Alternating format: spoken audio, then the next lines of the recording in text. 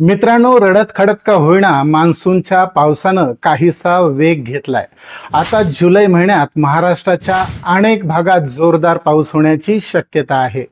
भारतीय हवामानशास्त्र विभागानं त्याबाबतचा इशाराही दिलाय. यंदा एल निनोच्या संकटात हंगामातल्या एकूण पावसाचं प्रमाण सरासरीपेक्षा कमीच असेल. अशा काळात जुलैमध्ये तरी पावसाची चिंता काही प्रमाणात दूर होऊ शकते. पण याच महिन्यात मान्सूनचा खंड किंवा ब्रेकचा धोकाही असणार आहे. त्यामुळं जुलैमध्ये पावसाची दोन रूपं आपल्याला दिसणार आहेत. त्यानुसार जोरदार पाऊस कोणत्या टप्प्यात आणि कोणत्या जिल्ह्यात होऊ शकतो, पावसाचा ब्रेक कधीपासून असेल, त्याचप्रमाणे मान्सूनच्या काळात पाऊस सक्रिय होणं किंवा ब्रेक घेणं या घडामोडी का घडतात, हेच आपण या व्हिडिओत पाहणार आहोत. नमस्कार मित्रांनो, बातमीची स्टोरी या आपल्या यूट्यूब चॅनलच्या हवामान अपडेटमध्ये तुमचं मनपूर्वक स्वागत. मित्रांनो, मान्सून 6 जूनला महाराष्ट्रात पोहोचला, पण पोषक वातावरणच नसल्याने मान्सूनची प्रणाली खंडित झाली. त्यामुळं 8 ते 21 जून या प्रदीर्घ काळात महाराष्ट्रात त्याचा प्रवास ठप्प झाला होता. पण पुन्हा सक्रिय झालेल्या मान्सूननं वेग घेत 24 जूनला संपूर्ण महाराष्ट्र व्यापला.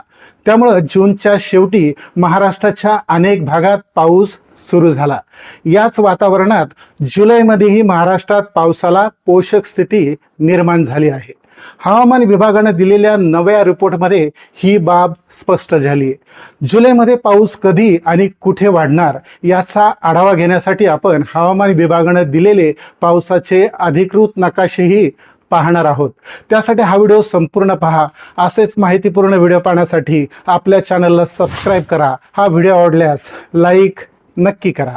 मित्रांनो, आपल्या मान्सूनवर परिणाम करणारा एल निनो सध्या प्रशांत महासागरात सक्रिय आहे. हा एल निनो आपल्या मान्सूनला आवश्यक असणारं बाष्प कसं पळवून नेतो हे आपण यापूर्वी अनेकदा पाहिलंय. हे संकट असतानाही जुलैमध्ये महाराष्ट्रात अनेक भागात पाऊस होणार आहे, पण नंतर मोठ्या ब्रेकचीही शक्यता आहे. पाऊस होणार की नाही याबाबतचा अंदाज समजून घेण्यासाठी पावसाचा ब्रेक नेमका का होतो हेही सुरुवातीला थोडक्यात समजून घ्या. मित्रांनो, मान्सूनच्या काळात राजस्थानपासून बंगालच्या उपसागरापर्यंत मान्सूनचा आस किंवा ट्रफ तयार होत असतो. या ट्रफच्या आजूबाजूला कमी दाबाची तीव्र क्षेत्र असतात. त्यामुळं साहजिकच एखाद्या चुंबकाप्रमाणे हा ट्रफ समुद्रातलं बाष्प त्याच्याकडे खेचून घेत असतो. त्यातून पाऊस पडतो. हा ट्रफ कधी दक्षिणेकडं तर कधी उत्तरेकडं सरकत असतो. तो त्याच्या मूळ जागेवरून दक्षिणेकडे सरकला की आपल्या महाराष्ट्रासह बहुतांश भारतात पावसाचं प्रमाण वाढत असतं आणि त्याच्या उलट हा ट्रफ हिमालयाच्या पायथ्याशी गेला तर महाराष्ट्रासह देशाच्या बहुतांश भागात पाऊस ब्रेक घेतो, म्हणजे पाऊस कमी होतो.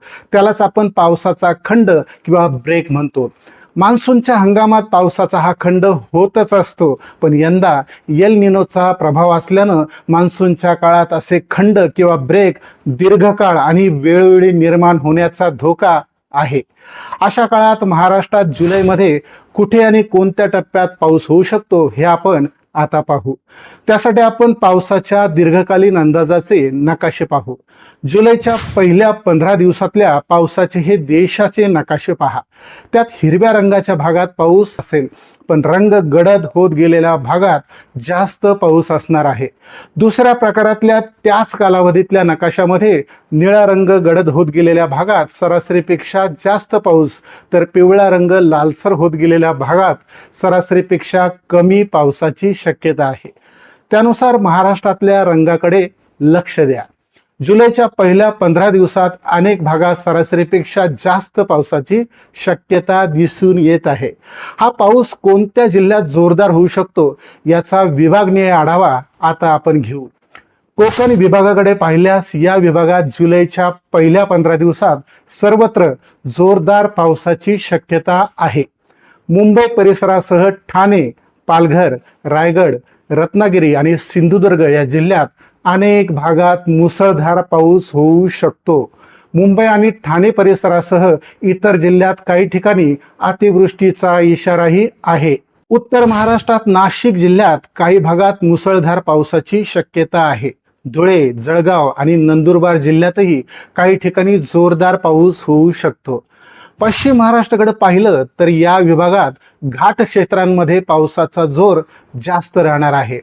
पुणे, अहिल्यानगर, सातारा, सांगली आणि कोल्हापूर जिल्ह्यातही काही भागात जोरदार पावसाची शक्यता आहे.